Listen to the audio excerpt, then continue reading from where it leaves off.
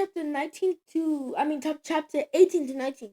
David mustered the men who were and with him and anointed them over commanders of thousands and commanders of hundreds. David sent out and I mean troops, a third under the command of Joab, a third under Joab's brother Ad,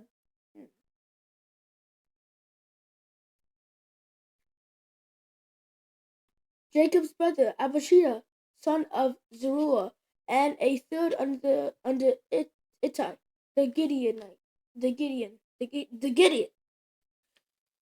The king told the troops, I myself will surely march out with you. But the men said, you must not go. If we are forced to flee, they won't care about us.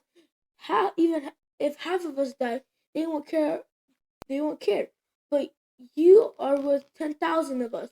It would be better for you to give us support from the city. The king answered, I will do whatever seems best to you.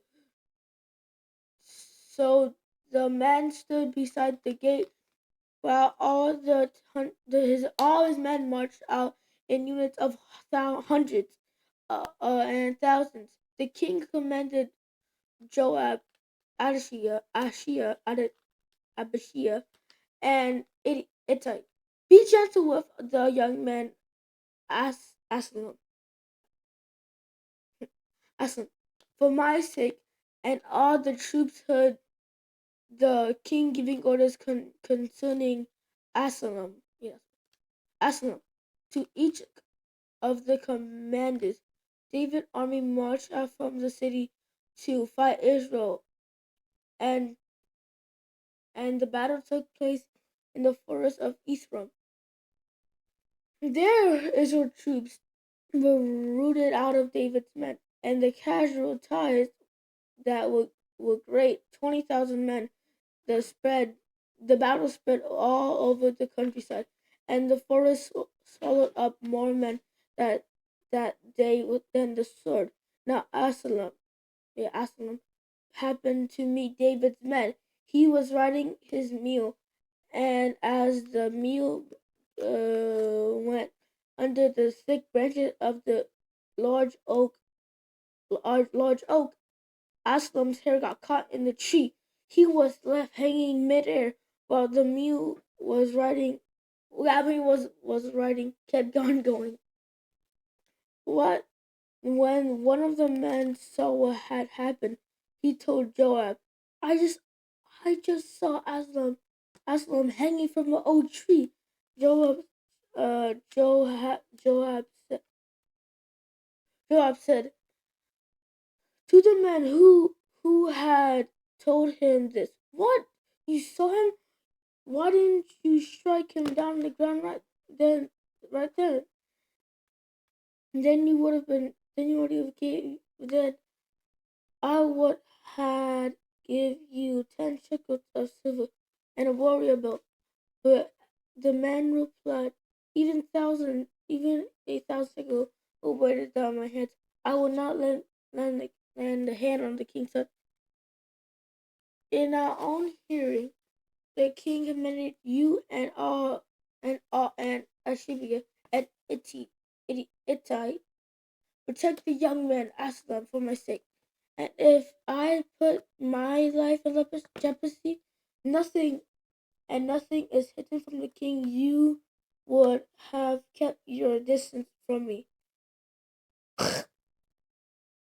Joab said, I'm not going to wait like this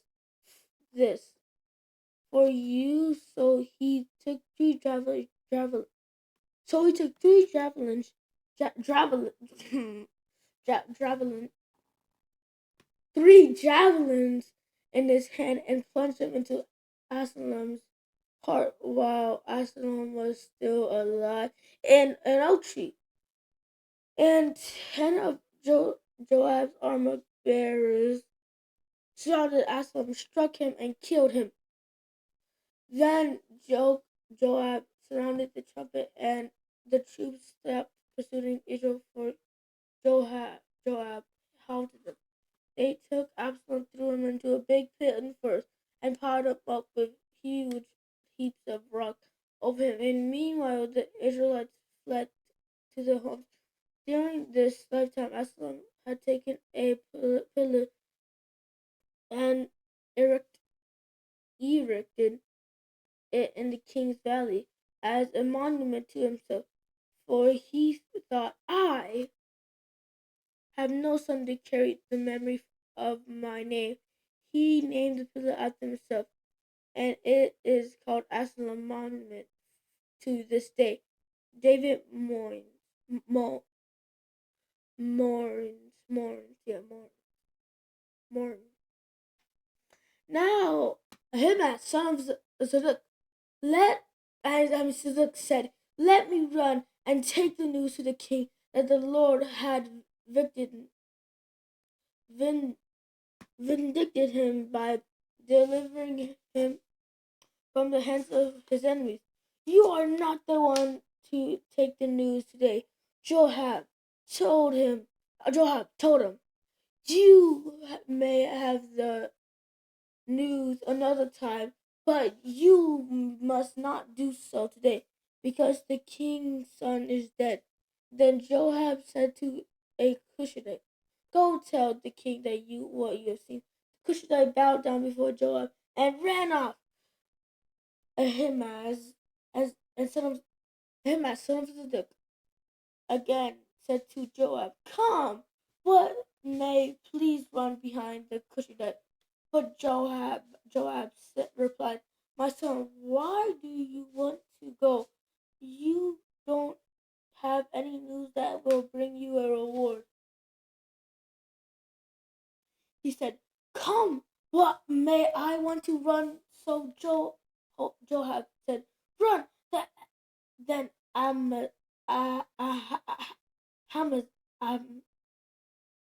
Amahaz ran by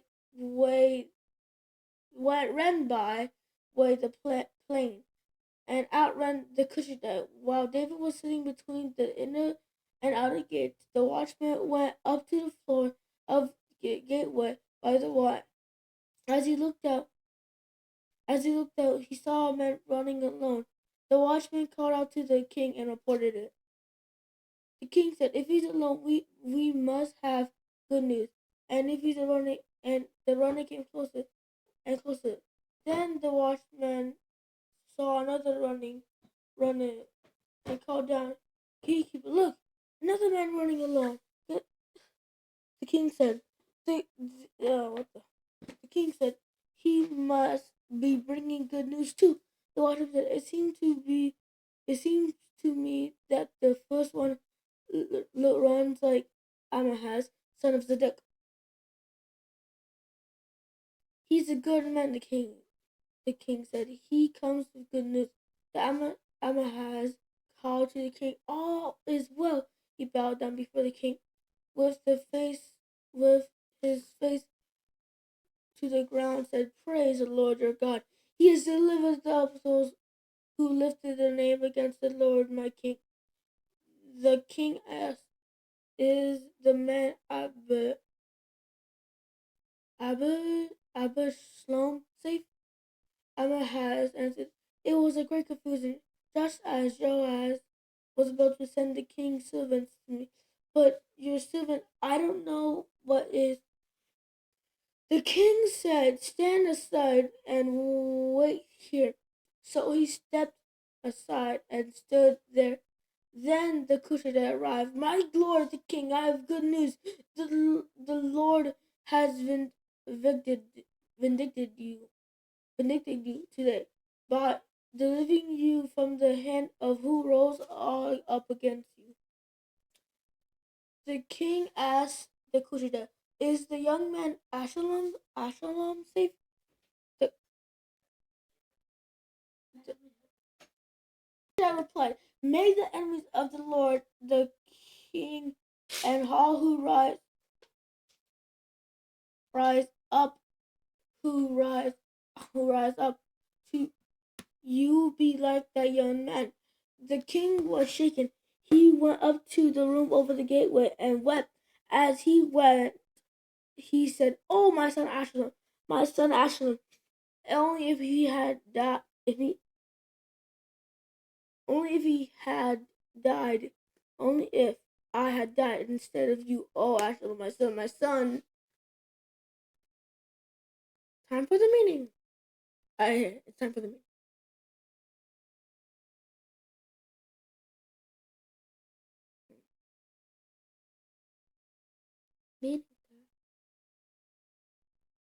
Second Samuel chapter 18 study notes. David took command as he had men for for men for former days. And in recent years, his life has been characterized and in deceivedness and paralyzed moral paralysis. At the time he began to take charge and do his duty, the man that caught Joab in this hypocr- hypocrisy, he knew Joab would be attuned on to killing the man that the king answered found about it. That's the one. He knew Joab would turn out on killing for the man that the king had about found out about it. Joab could not answer, but only dismissed him. For those to do even often do not take up the time to consider what they are about to do. Do not care whether whenever or not is the right or not is the is it is the it is or lawful. Don't rush into action without thinking. Consider whenever what you are about to do is right or wrong. Although he reached the first city of Amahaz, he was afraid to tell the king the truth about the death of son Absalom. Why is David so upset over the death of his rebel son? David realized Absalom's death. Absalom's death. Nathan the prophet had said to David, David had killed Ara's two sons who would rebel against him. David was angry at Joab for the officers for killing Absalom against his wishes. David truly loved his son. Even though Absalom did nothing to deserve his love, it would be kinder and more loving to deal with Absalom and his runaway eagle when he was younger. That's it.